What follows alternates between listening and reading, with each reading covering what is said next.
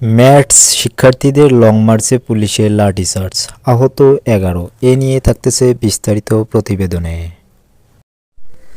Science ল্যাবে city college ও ideal কলেজের শিক্ষার্থীদের মধ্যে সংঘর্ষ, এ নিয়ে থাকতেছে বিস্তারিত প্রতিবেদনে।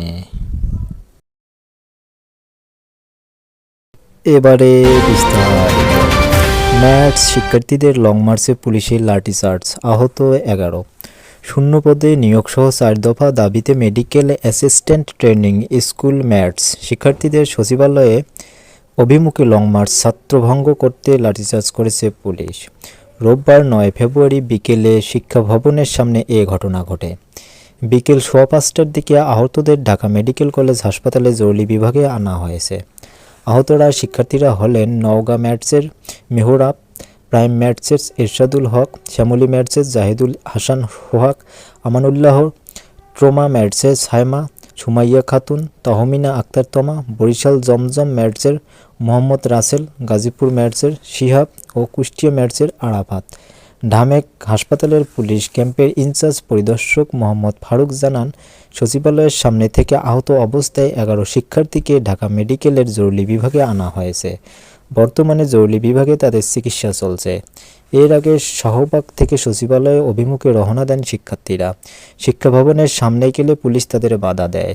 পরে সেখানে দুই পক্ষের মধ্যে ধাওয়া পাল্টা ধাওয়ার ঘটনা ঘটে। এক পর্যায়ে পুলিশ তাদের লাঠিচার্জ করে। প্রত্যক্ষদর্শীরা জানান, ম্যাথস শিক্ষার্থীদের 5 সদস্যের একটি প্রতিনিধি দল সচিবালয়ের বৈঠক করেছিল। সেই সময় শাহবাগ থেকে আন্দোলনকারী শিক্ষার্থীরা বিক্ষোভ মিছিল নিয়ে সচিবালয়ের উদ্দেশ্যে রওনা হন।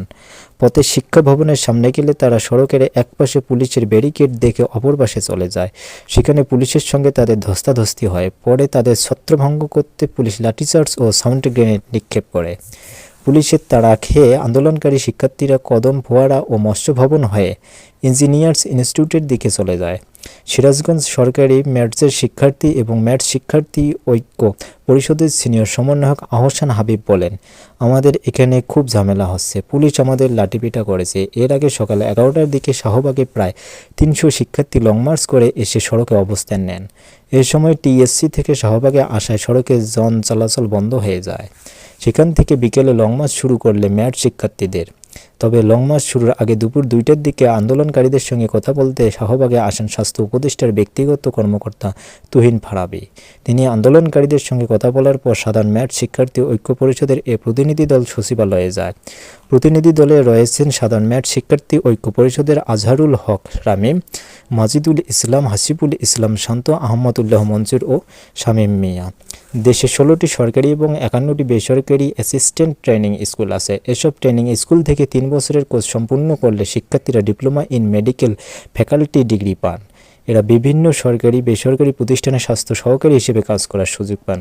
দেশে 16টি সরকারি ম্যাথসে প্রতি বছর 1802 জন করে, 51টি বেসরকারি অ্যাসিস্ট্যান্ট ট্রেনিং স্কুলে 4490 জন শিক্ষার্থী ভর্তির সুযোগ পান। এসব ট্রেনিং স্কুল থেকে 3 বছরের কোর্স সম্পূর্ণ করলে শিক্ষার্থীরা diploma in medical faculty degree পান। এরা বিভিন্ন সরকারি বেসরকারি প্রতিষ্ঠানে স্বাস্থ্য সহকারী হিসেবে কাজ করার সুযোগ পান।